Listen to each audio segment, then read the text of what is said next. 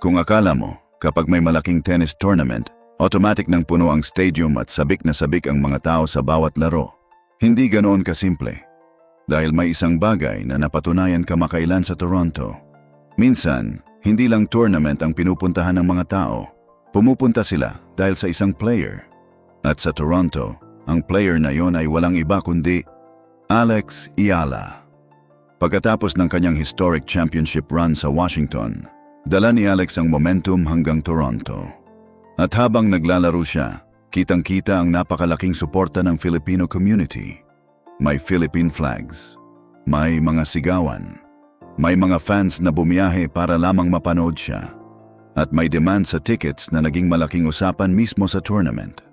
Pero nang matapos ang kanyang run sa Toronto, biglang nagbago ang atmosphere. Hindi ibig sabihin na literal na nawalan ng tao ang stadium, pero isang bagay ang malinaw. Ramdam ang pagkawala ng Ayala factor.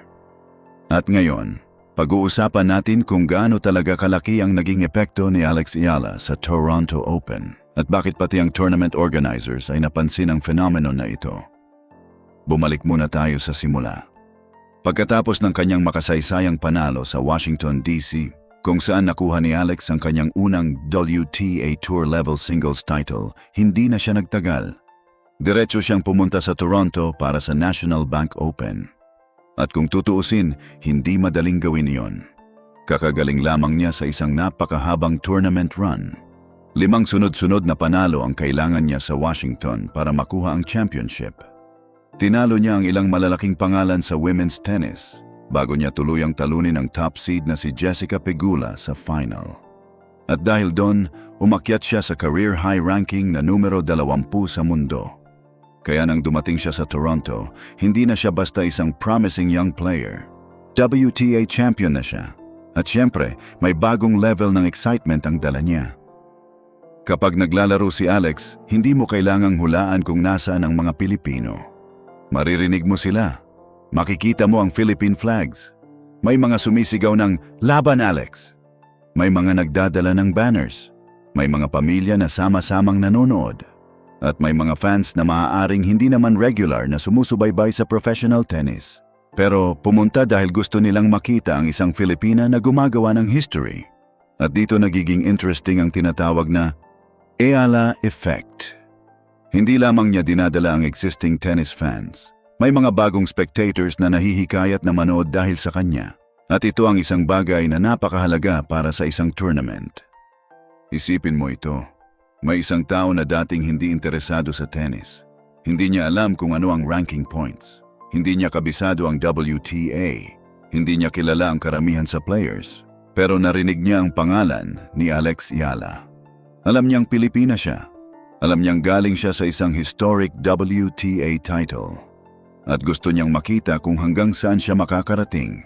Kaya bumili siya ng ticket, pumunta siya sa stadium, at napanood niya ang isang professional tennis match ng live. Iyan ang tunay na epekto ng isang breakout star. Hindi lamang siya nagdadagdag ng fans, maaari rin siyang gumawa ng bagong tennis fans. At ito ang dahilan kung bakit napakahalaga ng Ayala phenomenon para sa organizers. At hindi lamang ito tungkol sa ingay ng crowd. May numbers din sa likod nito. Ayon sa tournament director na si Carl Hale, malaki ang naging ticket demand para sa matches ni Alex. Sa kanyang opening match, umabot sa libu-libong ticket sales ang naging epekto ng schedule announcement. Kaya kinailangan siyang ilipat mula sa mas maliit na venue papunta sa center court. Ibig sabihin, hindi lamang social media hype ang pinag-uusapan. May actual demand. May mga taong handang bumili ng ticket para makita siyang maglaro. At para sa isang tournament director, napakalaking bagay niyan. Dahil ang isang star player ay hindi lamang nagbibigay ng magandang tennis. Nagbibigay din siya ng ticket sales, food and beverage sales, merchandise sales, social media engagement, media coverage, at higit sa lahat, atensyon. At dito nagiging mas interesting ang story. Dahil ang epekto ni Alex ay hindi lamang nakikita sa tennis court. Nagkaroon pa ng Filipino-inspired food offering sa tournament.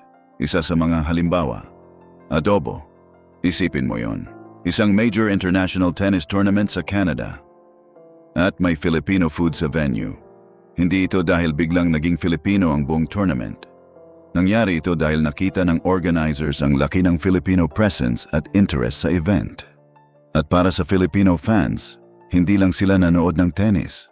Parang may maliit silang bahagi ng Pilipinas na dala nila sa Toronto. May flags, may chants, may Filipino food, at higit sa lahat, may isang Filipina player na ipinagmamalaki nila. Pero may mas malalim pang dahilan kung bakit unique ang Ella Effect. Hindi lamang dahil maraming Pilipino, kundi dahil napakalaking diaspora ng Filipino community sa Canada. At kapag may isang Filipino athlete na gumagawa ng history sa international stage, natural na nagkakaroon ng malaking emotional connection.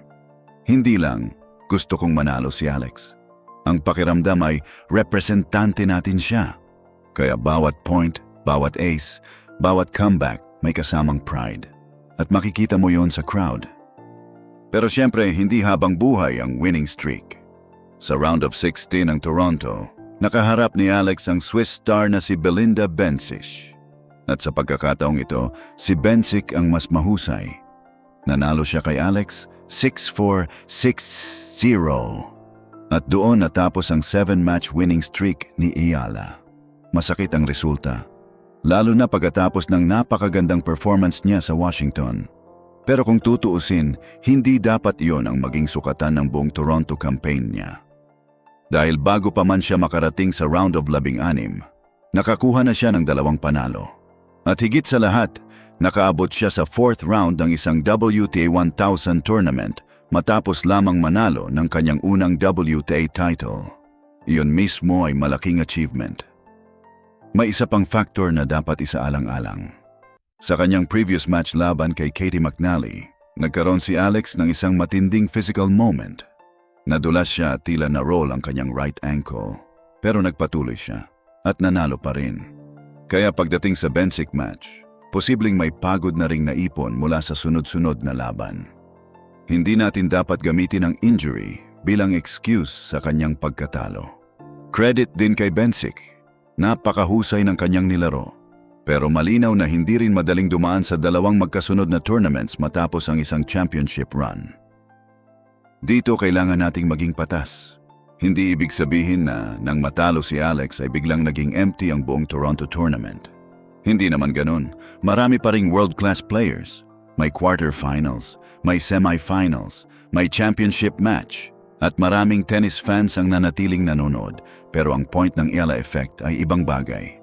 Kapag nandyan si Alex, may dagdag na energy, may Filipino flags, may bagong fans, may extra media attention. At may isang buong community na mas engaged sa tournament. Kaya nang mawala siya sa singles draw, ramdam ang pagkawala ng malaking bahagi ng excitement na dala niya. At iyon ang tunay na story. At hindi na bago ang ganitong phenomenon kay Alex. Bago pa ang Toronto, may mga tournament na rin kung saan kapansin-pansin ang kanyang ability na magdala ng crowd. Noong February 2020 SKS, iniulat na nakapagbenta siya ng sold-out crowd sa Abu Dhabi Open at nakakuha ng napakalakas na suporta mula sa fans. At habang tumataas ang ranking niya, mas lumalaki rin ang kanyang exposure. Ngayon, may WTA title na siya. Top 20 player na siya. At ang pangalan niya ay lalong nakikilala sa international tennis community. Kaya hindi na nakapagtataka kung mas maraming tournament organizers ang magiging interesado sa kanya. At ito ang pinaka-importanting bahagi. Ang Iyala Effect ay hindi lamang tungkol sa isang tournament.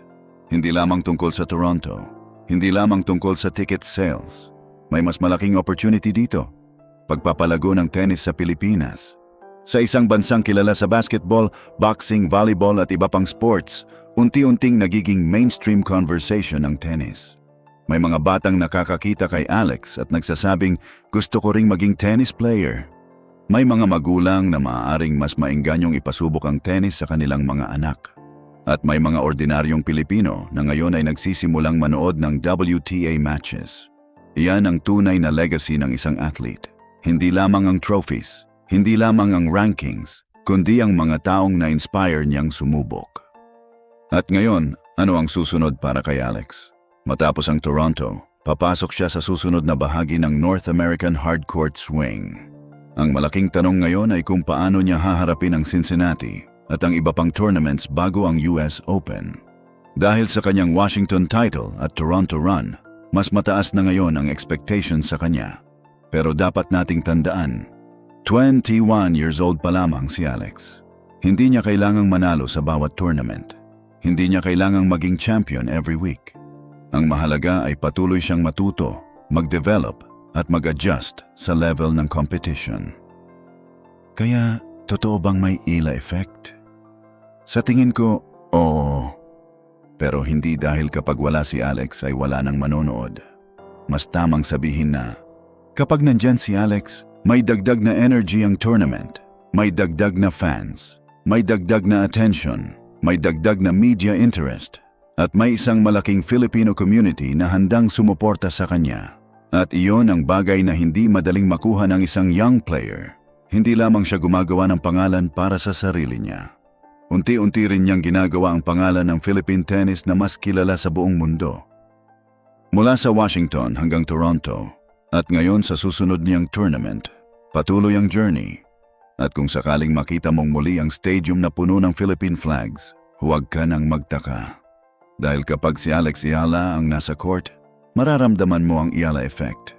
Hindi lang dahil siya ay isang tennis player, kundi dahil para sa maraming Pilipino, siya ang simbolo na kaya rin nating makipagsabayan sa pinakamagagaling sa mundo. At marahil, iyan ang pinakamalaking impact na maaaring iwan ng isang athlete. Hindi lamang ang panalo, hindi lamang ang trophy, kundi ang inspirasyon na naiiwan sa mga taong nanonood. Ano ang masasabi mo sa tinatawag na Eala effect? Napansin mo rin ba kung gaano kalakas ang suporta ng mga Pilipino kay Alex Eala sa Toronto? At sa tingin mo, kaya ba niyang gumawa ulit ng malaking upset sa kanyang mga susunod na tournaments? I-comment mo sa baba ang iyong opinion. At kung gusto mo pa ng mga latest update, exclusive stories, at nakakagulat na facts tungkol kay Alex Eala at sa iba pang Filipino athletes, huwag kalimutang mag-subscribe, i-like ang video, at i-click ang notification bell. Dahil susundan natin ang bawat laban, bawat panalo, bawat pagkatalo, at bawat bagong chapter sa makasaysayang journey ni Alex Eala. Laban Alex! Laban Pilipinas!